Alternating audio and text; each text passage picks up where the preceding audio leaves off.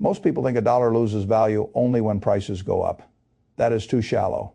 A dollar also loses value when the system that gives it privilege begins to weaken. That is the story almost nobody watches closely enough. They watch inflation, they watch gas prices, they watch the stock market, but they do not watch the architecture underneath the dollar itself. And if you do not watch the architecture, you will miss the most important transition until it is already sitting in your life as a weaker paycheck, a more expensive grocery bill, a higher gold price, and a strange feeling that money does not stretch the way it used to. I want to begin in the simplest place possible. What is a dollar? Most people think that question is childish because the answer feels obvious. A dollar is a dollar. Number a dollar is a claim whose power depends on what stands behind it and how many people still want it. That answer changes across history before 1971. The dollar lived inside a much harder discipline. It was tied to gold convertibility. The government could still make mistakes. The system was never as perfect as nostalgic people like to pretend. But there was a harder restraint in place. Dollars existed inside a world where gold mattered as the anchor, and that made it more difficult to simply spend first and hope credibility would sort itself out later. Then that changed in August 1971. Nixon suspended convertibility. The dollar moved fully into fiat territory. That means something very important from that point forward. The dollar was no longer standing on gold. It was standing on trust, institutional power, military reach, financial depth, and the willingness of the world to keep using it. That sounds abstract. It is not, because the next transition made that trust much stronger. Oil, that is where 1974 matters. A lot of people online talk about the petrodollar as if it were some secret treaty with a clean expiration date. I do not think that framing helps. The better way to understand it is as a durable bargain. Washington offered security, access, and alignment. Saudi Arabia and the Gulf oil system helped keep oil priced in dollars and recycled vast petrodollar surpluses back into American assets. Reuters described it this year exactly the way I would. An implicit bargain built since the 1970s that helped underpin the dollar-esque reserve status. And once that machine was running, the United States got a privilege very few nations in history ever enjoyed. If the world needed dollars to buy energy, then the world needed dollars even if it did not particularly love America.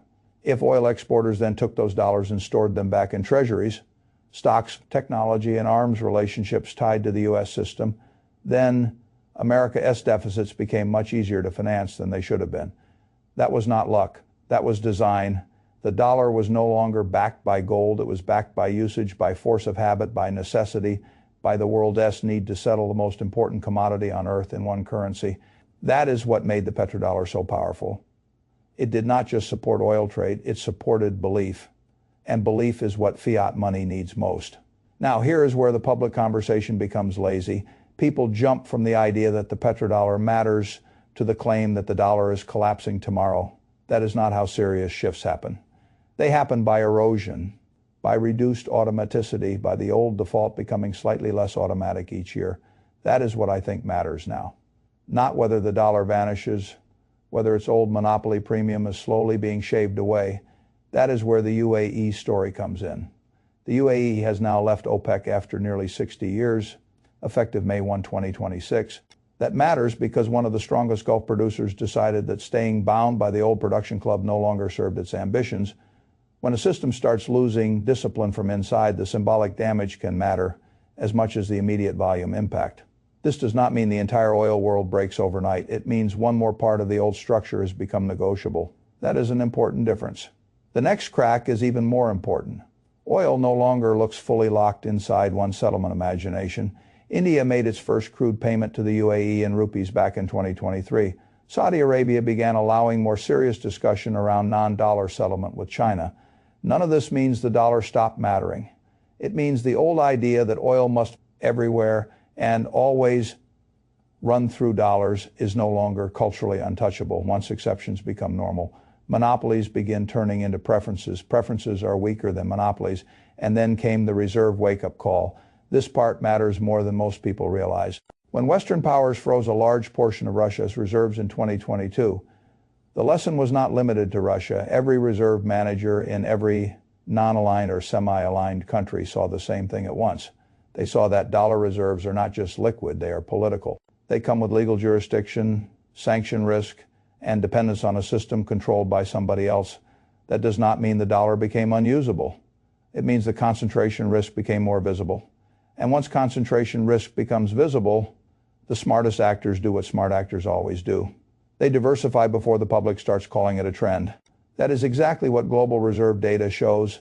The dollar's share of disclosed official reserves is still dominant, but it is well below the old 72% level people remember from the early 2000s.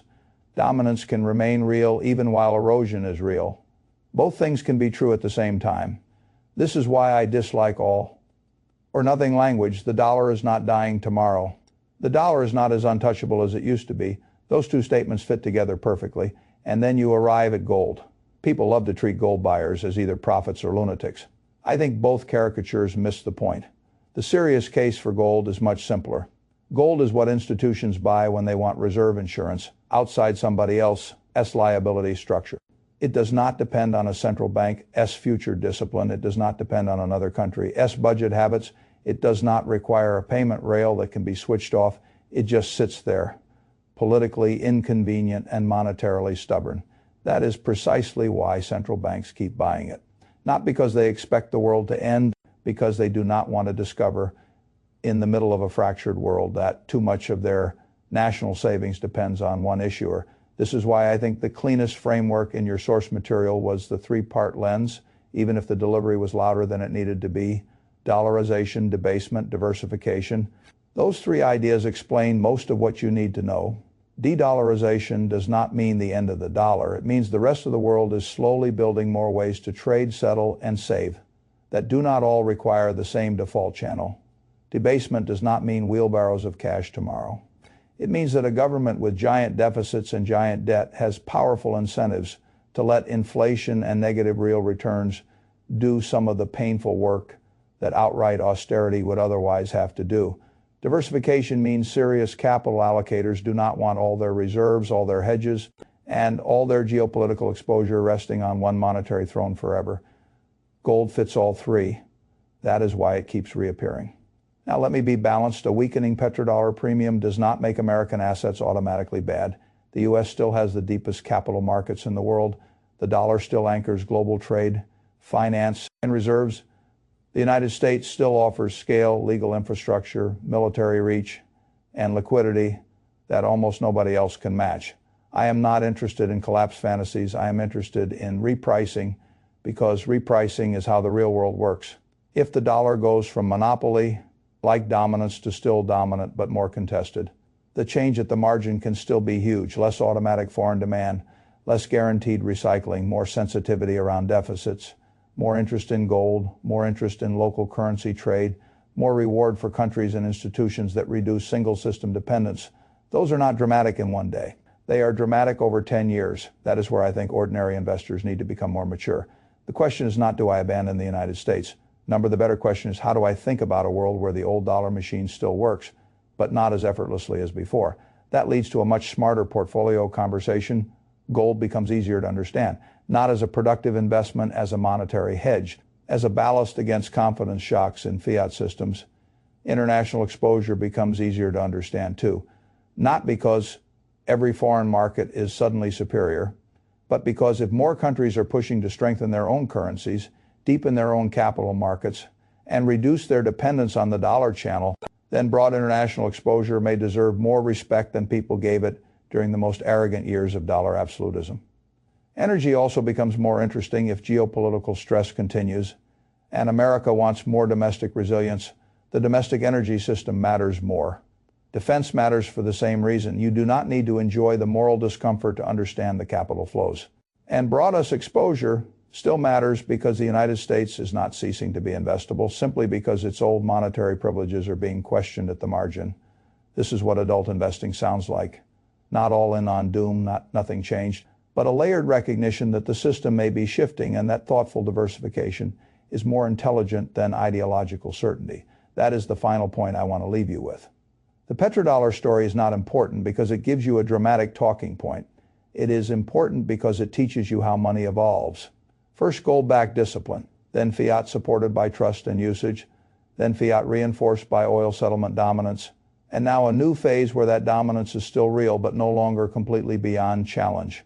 If you understand that sequence, you will stop asking the childish question, will the dollar collapse? And start asking the adult one, what happens to my savings, my portfolio, and my purchasing power if the world needs the dollar a little less automatically than it used to? That is the question worth asking, because history rarely destroys monetary systems all at once. It weakens their privileges one habit at a time. And gold, as usual, has already started noticing